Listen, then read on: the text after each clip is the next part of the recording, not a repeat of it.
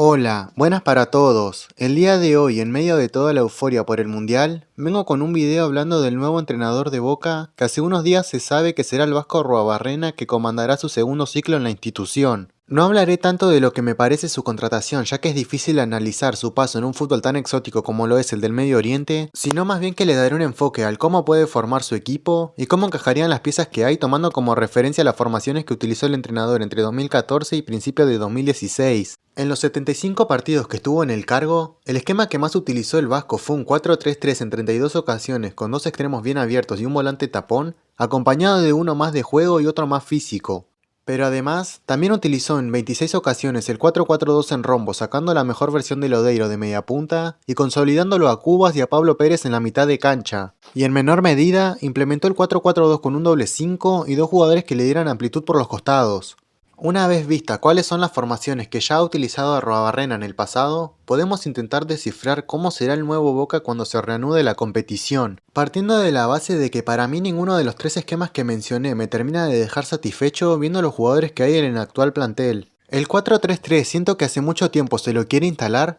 pero no le veo el encaje a jugadores como Merentiel que nunca rindieron como único 9 y mucho menos cuando lo intentan poner de wing, además de que no hay alguien con desequilibrio por derecha, pudiendo ser únicamente Ceballos si no se va el que juegue por ahí, pero a esta altura de su carrera no creo que saque su mejor versión. Y no me imagino a Delgado de interior por izquierda, viendo que no es un jugador que se suele imponer físicamente a los rivales, ni tampoco de tener un gran rango de pase que le permita poder hacer la diferencia unos metros más adelante de la base de la jugada. Ni mucho menos lo veo a Paredes haciendo largos recorridos como interior para dejarle su lugar a Delgado como único 5 y primer pase en la salida. El 4-4-2 en rombo siento que está quedando un poco obsoleto en el fútbol físico y de transiciones de la actualidad. Además de que en aquella época el DT contaba con un mediapunta de buen pie como lo era Lodeiro y actualmente no hay un jugador con esas características en el plantel, y analizando otras posiciones, Merentiel podría ser un símil de lo que fue Tevez en 2015, teniendo mayor libertades para poder generar peligro, y como nuevo habría que buscar otras opciones en el mercado que te den una buena cuota goleadora como la que te generaba Caleri en aquel entonces. Y el último esquema que utilizó en mayor medida Arruabarrena en su anterior ciclo fue el 4-4-2 con un doble volante central.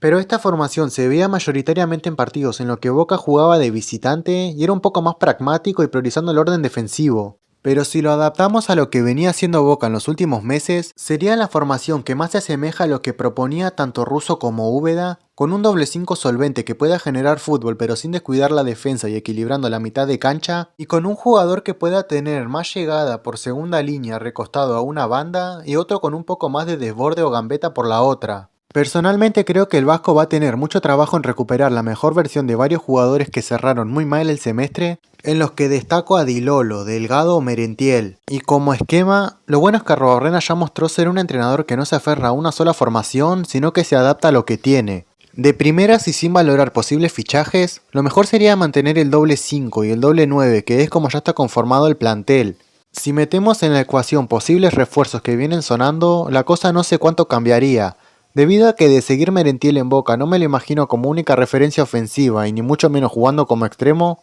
además de lo que mencioné de Delgado, que donde más se destaca es teniendo a un pasador como Paredes y él teniendo un rol un poco más secundario detectando espacios para recibir en soledad o siendo un complemento para el ex PSG en la generación de juego. La única manera en la que me imagino un cambio de esquema sería si Merentiel es vendido o corre de atrás en la consideración del entrenador, pudiendo este reestructurar el ataque con gente nueva y con otras características. Los que más se van a beneficiar de la contratación del Vasco van a ser los jugadores jóvenes que hay en el club, ya que en su antiguo paso le dio mucho rodaje a jugadores como Cubas o Bentancur, que tuvieron mucha continuidad en primera con Arruabarrena, que les dio confianza consolidando primero a Cubas como volante central de su equipo, y posteriormente Bentancur terminó de explotar con Guillermo, pero ya había acumulado muchos minutos con el Vasco. Un escalón más abajo están los casos de Nahuel Molina, que jugó poco en 2016 y después de varios préstamos dio el salto a Europa, o Comar y Cristaldo, que tampoco contaron con muchos minutos pero pudieron consolidarse en otros equipos y teniendo una decente carrera en Argentina o en el exterior. Y un caso aparte es el de Jonathan Caleri, que llegó de All Boys con apenas 20 años y en tan solo una temporada y media le alcanzó para meter 23 goles, teniendo que lidiar con el buen rendimiento de Chávez en 2014 o la flamante incorporación de Osvaldo para el año siguiente. Volviendo a hablar de las posibles formaciones y para ir cerrando, Creo que lo lógico sería que de entrada el entrenador mantenga el mismo esquema que venía utilizando Uber el semestre pasado, pero dándole una identidad a su equipo, y con el correr del mercado, sumar nuevas alternativas en ataque, ya sea como delantero centro o algún extremo por alguna de las bandas, que le den variantes al entrenador y que pueda tener herramientas para alinear un 4-3-3 con jugadores decentes o algún otro tipo de esquema. Una vez dada mi opinión, quiero saber la de ustedes. ¿Cómo creen que le va a ir a Arruabarrena en este segundo ciclo? Además de también comentar cómo debe formar el nuevo Boca y qué jugadores le hacen falta a este plantel para ser competitivo.